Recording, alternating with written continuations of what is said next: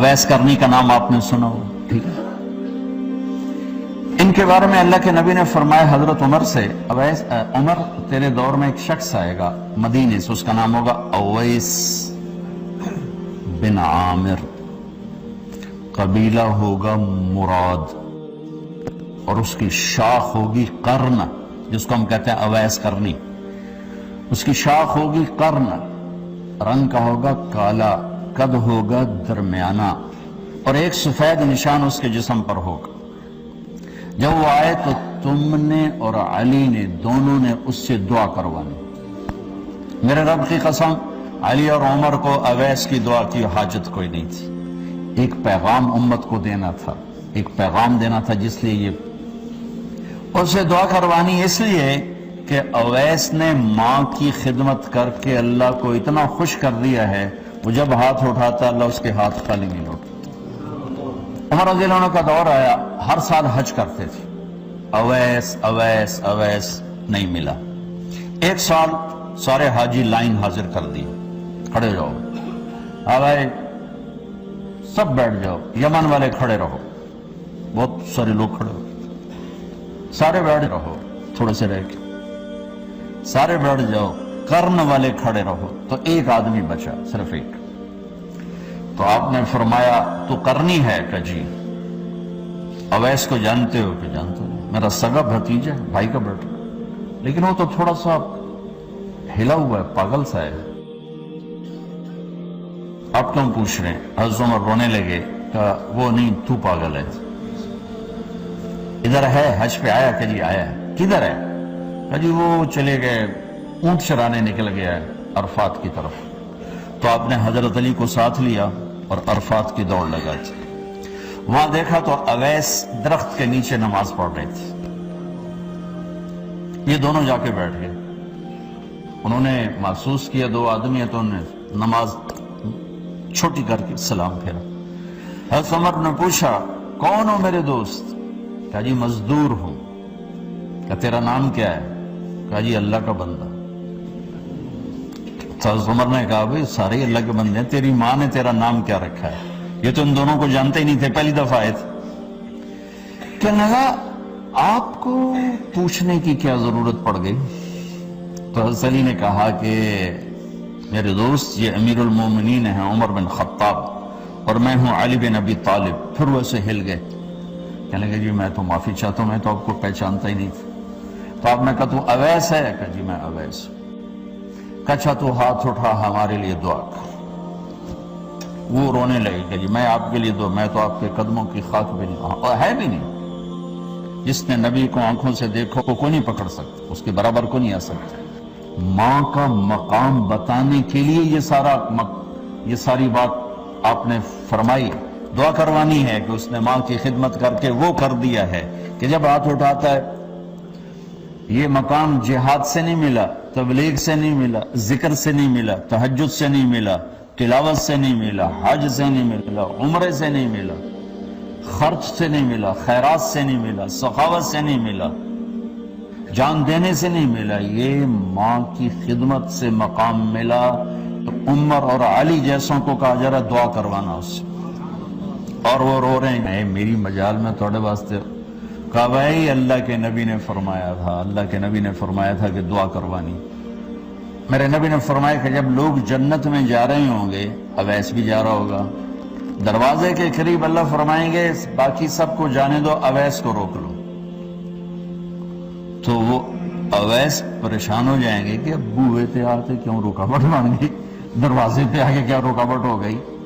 تو وہ کہیں گے یا اللہ آپ نے مجھے کیوں روکا ہے؟ تو اللہ تعالیٰ فرمائیں گے پیچھے دیکھو۔ پیچھے دیکھیں گے تو جہنم کے لوگ کھڑے ہوں گے، مجرم۔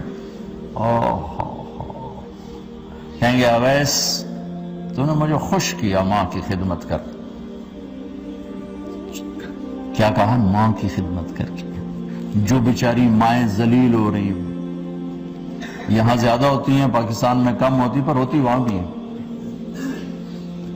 اسی سفر میں کتنی ماؤں کے اتنے پرچے آئے کہ میرا بیٹا شراب پیتا اور پھر مجھے گالیاں نکالتا۔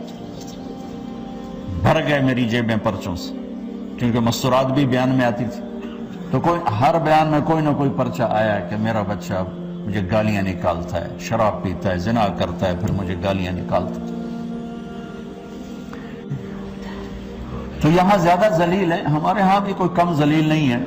کوئی قسمت والی ماں ہے جس کو فرما بردار اولاد ملتی ہے، اویس، تو نے مجھے بہت خوش کیا ماں کی خدمت۔ دیکھیے جہنم کے لوگ کھڑے ہیں، تو انگلی کا اشارہ کرتا جا، اللہ جدھر جدھر تیری انگلی کا اشارہ ہوگا ادھر ادھر لوگوں کو جہنم سے نکال کے جنت میں ڈال دو۔ آج میں تیری طفیل لاکھوں آدمیوں کو جنت میں پہنچاؤں گا۔ عدد ربیع و مدر، لاکھوں کا لفظ نہیں آتا۔ عرب کے 2 قبیلے اپنی تعداد میں سب سے زیادہ تھے، تو اللہ تعالیٰ کہیں گے اویس آج تیری طفیل جتنا ربیع اور مدر 2 بڑے قبیلوں کے لوگ ہیں، اتنے مجرم آج تیری طفیل جنت میں ڈال دو۔ سبحان اللہ اکبر۔ جاؤ، میرے رب نے مقام بخشا۔ ایک اور واقعہ بھی سناتا، آپ نے فرمایا میں آج رات جنت میں گیا۔ ایک تو معراج ہے جو جاگتے ہوئے، خواب میں تو بہت دفعہ ہوا، آج رات میں جنت میں گیا۔ میں نے آواز سنی قرآن کی تلاوت۔ میں نے پوچھا یہ کون تلاوت کر رہا ہے؟ ان کا جی یہ حارثہ بن نعمان ہے۔ تو آپ نے کہا حارثہ بن نعمان، وہ تو مدینے بیٹھا ہے۔ دیکھو آپ کو سنانے کے لیے مائک لگا ہوا ہے اوپر، تھوڑے سے لوگ آپ، اور حارثہ کی آواز جنت میں جا رہی ہے اور وہ مدینے بیٹھے ہوئے ہیں، 7 آسمان پار کر۔ وہ کیسے پوری جنت میں اس کی آواز کیوں آ رہی ہے؟ کہ یا رسول اللہ انہوں نے ماں کی ایسی خدمت کی ہے کہ اللہ تعالیٰ نے خوش ہو کر کہا ہے حارثہ جب قرآن پڑھے ساری جنت کو سناؤ، ساری جنت کو سناؤ۔ اچھا کیسی خدمت کرتے تھے؟ ان کے کپڑے بیوی سے نہیں دھلاتے تھے، خود دھوتے تھے۔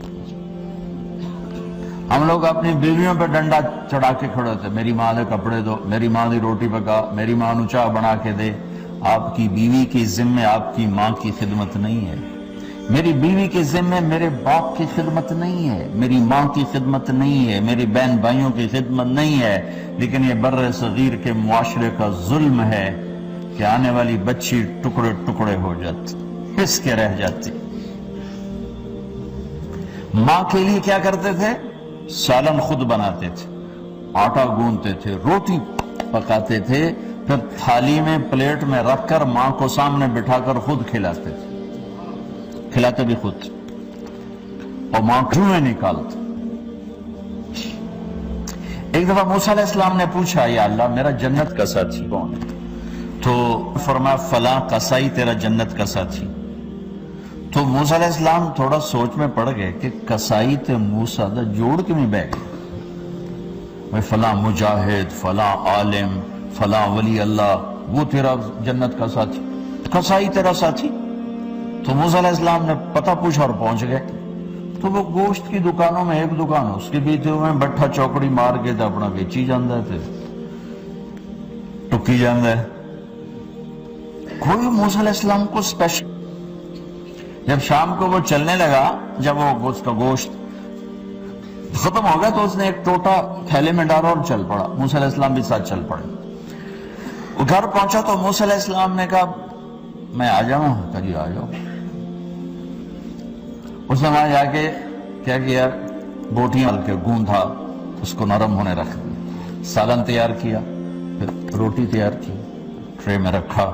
ایک عورت اس طرح پڑی تھی، اس کو جا کے ہلایا، ماں جی، آنکھ کھولی، ایک ہاتھ سے اٹھایا، سہارا دیا، دوسرے ہاتھ سے نوالے بنا بنا کے کھلاتا رہا، کھلاتا رہا، کھلاتا رہا۔ تو اس نے یوں سر ہلایا کہ مطلب میری بس۔ تو اس کا منہ صاف کیا اور اس کو سہارا دے کے لٹانے لگا تو کچھ بڑبڑائی۔ موسیٰ علیہ السلام ذرا فاصلے پر تھے، سن نہیں سکے کیا کہا۔ موسیٰ علیہ السلام نے فرمایا میرے بھائی یہ کون ہے؟ کہا جی میری ماں ہے، اور میں جب صبح جاتا ہوں نا کام پر تو اس کے سارے خدمت کر کے روٹی پانی کھلا پلا پھر میں جاتا ہوں، پھر جب شام کو واپس آتا ہوں تو پہلے میں اس کی یہ خدمت کرتا ہوں. بیوی سے نہیں کہا، خود کیا. ہم اپنی بیویوں کو کتنا ذلیل کرتے ہیں، اور 99% اور ظالم ہے. 99% ساس نیگیٹو ہے اور ظالم ہے. اور ہمارے بچوں کو ہوش نہیں کہ میری ماں ہے، میری ماں ہے. ماں کی وجہ سے بیوی کو تباہ نہ کرو، اور بیوی کی وجہ سے ماں کو تباہ نہ کرو. اس میں بیلنس کرو. بیوی کے عشق میں ماں باپ ذلیل نہ ہو، اور ماں باپ کے عدم میں بیوی ذلیل نہ ہو. یہ دونوں نوحے میں سن رہا ہوں، اس لیے بول رہا ہوں، دکھ سے بول رہا ہوں. کہا جی میں شام کو پھر اس کی خدمت کرتا ہوں. اب بچوں کو بعد میں دیکھتا ہوں. کہا اچھا یہ بتا، یہ کیا کہہ رہی تھی؟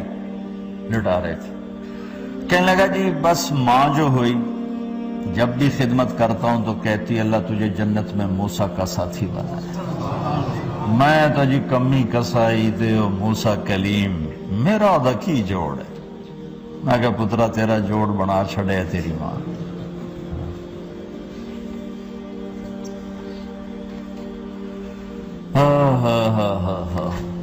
تو خیر بہت سی باتیں آپ کو بتا دیں. جی میں آئے تو کر لینا. ماں باپ زندہ ہیں، دعا لو. فوت ہو گئے ان کی قبروں پہ جایا کرو، وہاں بیٹھ کے قرآن پڑھا کرو. جو بچہ پڑھے گا وہ اتنا طاقتور ہو کے ماں باپ کو لگے گا، اگر وہ فوت ہو چکے